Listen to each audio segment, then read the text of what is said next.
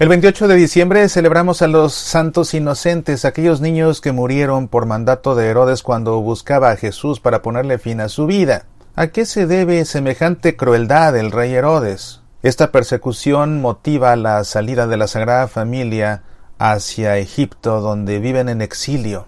Sin embargo, hay algunos biblistas que opinan que esta narración no fueron un suceso real, sino que más bien proceden de un relato que habla acerca de Moisés, muy diferente al que aparece en el libro del Éxodo y en el cual debió basarse Mateo el Evangelista. ¿Cuál es la verdad detrás de todo esto?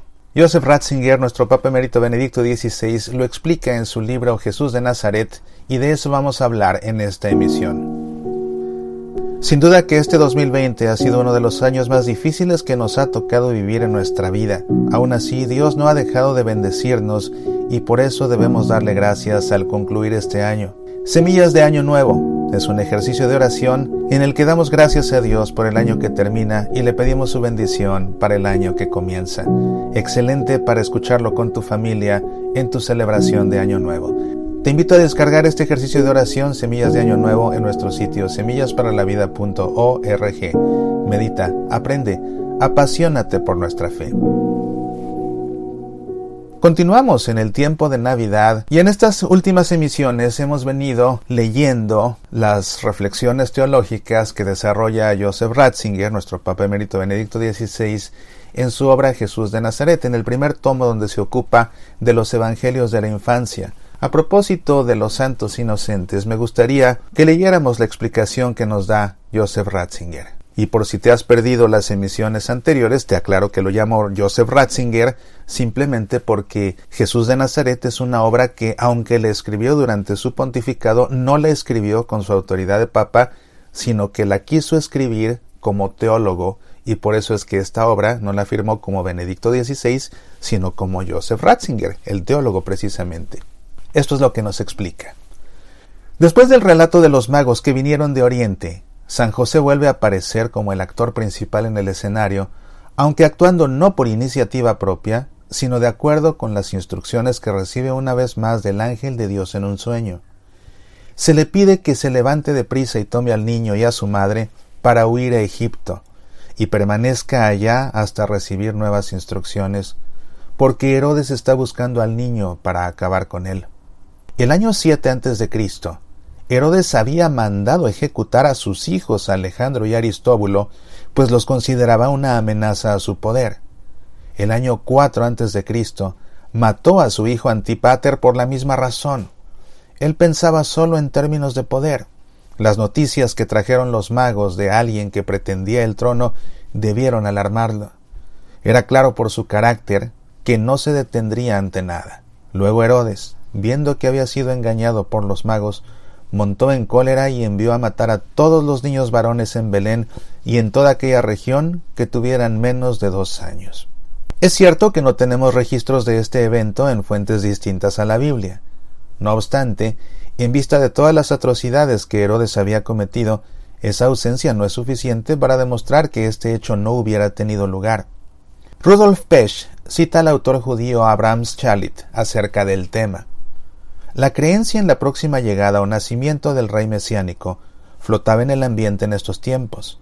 El suspicaz tirano percibía traición y hostilidad por doquier, y un vago rumor que llegara a sus oídos hubiera sido suficiente para sembrar en su mente enferma la idea de matar a los niños recién nacidos. Nada hay de imposible en tal mandato.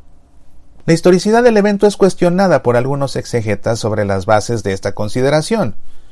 Lo que encontramos aquí es el tema difundido del niño rey perseguido, tema que la literatura contemporánea aplicó a Moisés, de forma que pudo haber servido como modelo para esta historia acerca de Jesús. Debemos decir, sin embargo, que la mayoría de los modelos citados no logran convencer y que la mayoría de ellos son posteriores al Evangelio de Mateo. El más cercano en fecha y contenido es la Haggadah de Moisés, transmitida por Flavio Josefo, que da un nuevo giro a la historia bíblica del nacimiento y el rescate de Moisés. El libro del Éxodo relata que al crecer la población judía en número e importancia, el faraón percibió una amenaza a su país de Egipto, así que persiguió no solo a la minoría judía mediante el trabajo forzado, sino que dio órdenes de que todos los niños varones recién nacidos fueran muertos. Moisés fue rescatado mediante un ardid de su madre y creció en la corte egipcia como hijo adoptivo de la hija del faraón. Más tarde, sin embargo, tuvo que huir debido a su apoyo al atormentado pueblo judío. La Haggadah de Moisés cuenta la historia de forma distinta. Hombres entendidos habían profetizado al rey que un niño nacería de sangre hebrea en esos días, quien más tarde pondría fin al dominio egipcio y haría poderosos a los israelitas. Ante esto, el rey ordenó que todos los niños hebreos fueran arrojados al río y muertos al nacer.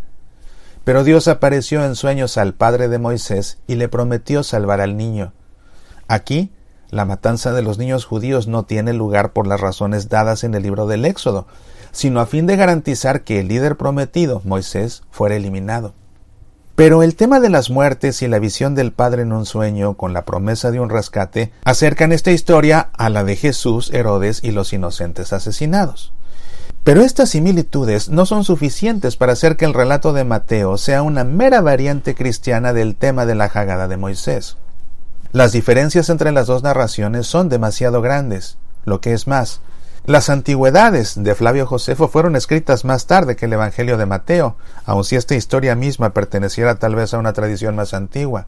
Ante tales puntos de vista opuestos, Mateo mismo alude a la historia de Moisés, esperando encontrar en ella la interpretación del texto completo. Él ve la clave para comprenderla en la profecía: «De Egipto llamé a mi hijo». Oseas representa la historia de Israel como una historia de amor entre Dios y su pueblo. En este pasaje, sin embargo, el favor de Dios hacia Israel es presentado no a través de la imagen del amor conyugal, sino de la del amor paternal. Por eso Israel recibe en adelante el título de hijo, en el sentido de un hijo adoptivo. El hecho fundamental del amor paterno es la liberación de Egipto de su hijo. Para Mateo, el profeta hablaba de Cristo, el Hijo verdadero. Es Él a quien el Padre ama y saca de Egipto. Para el evangelista, la historia de Israel se renueva cuando Jesús sale de Egipto para volver a la Tierra Santa. Con la huida a Egipto y el retorno a la Tierra Prometida, Jesús realiza el éxodo definitivo. Es verdaderamente el Hijo, no huirá del Padre. Vuelve a casa y encabeza a otros hacia ese hogar.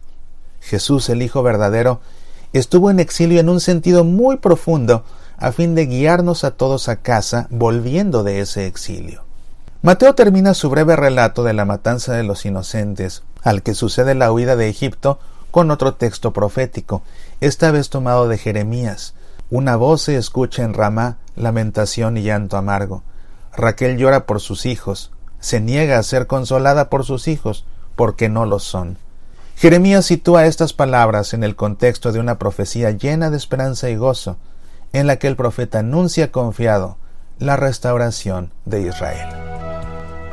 Soy Mauricio Pérez, estas son Semillas para la Vida.